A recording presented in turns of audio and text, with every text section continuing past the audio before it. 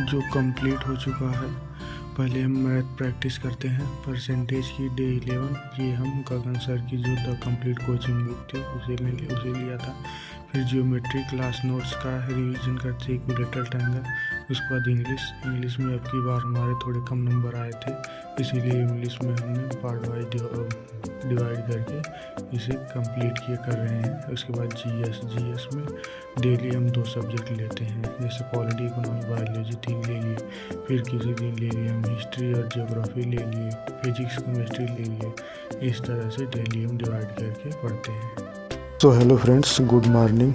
अभी बज रहे हैं सुबह के 3:57 और अभी हम उठ चुके हैं। हालांकि हम उठे थे 3:45 पर ही, लेकिन अभी बज रहे हैं 3:57। उठने के बाद सबसे पहले हम बनाते हैं अपनी टू डू लिस्ट, जिसमें सबसे पहले हम इंग्लिश करते हैं। सुबह में इंग्लिश की वोकैबुलरी, क्योंकि वोकैबुलरी को याद करना रहता है तो सुबह में ही सबसे अच्छा रहता है, क्योंकि शांति का माहौल रहता है तो याद करना सबसे बेटर होता है। इंग्लिश में सबसे ज़्यादा ग्रामर से ज़्यादा वोकैबुलरी का पोर्शन रहता है, इसीलिए इसे सबसे ज़्यादा याद करना पड़ता है।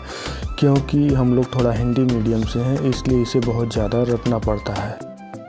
वोकैबुलरी करने के बाद हम इंग्लिश ग्रामर का रिवीजन करते हैं, फिर उसके बाद इंग्लिश का सेक्शनल मॉक देते हैं। इंग्लिश का सेक्शनल मॉक देने के बाद फिर हम मैथ की प्रैक्टिस स्टार्ट करते हैं। मैथ की प्रैक्टिस हम गगन सर की द कंप्लीट कोचिंग बुक से स्टार्ट करते हैं।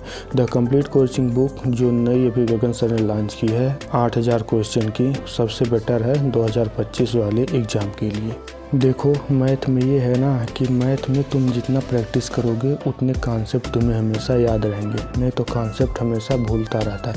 कॉन्सेप्ट याद रहेंगे तभी हम इसे अपने पेपर में, एग्ज़ाम में इसे कॉन्सेप्ट को लगा पाएंगे। इसीलिए मैथ में प्रैक्टिस सबसे ज़्यादा ज़रूरी होती है। कुछ लोग होते हैं जो मैथ की कोचिंग ले लेते हैं, कोचिंग कर लेते हैं अपने टीचर से, लेकिन उसके बाद मैथ की प्रैक्टिस नहीं करते हैं। मैथ की प्रैक्टिस नहीं करते हैं, इसीलिए उन्हें कुछ याद नहीं रहता है, फिर वो भूलते रहते हैं।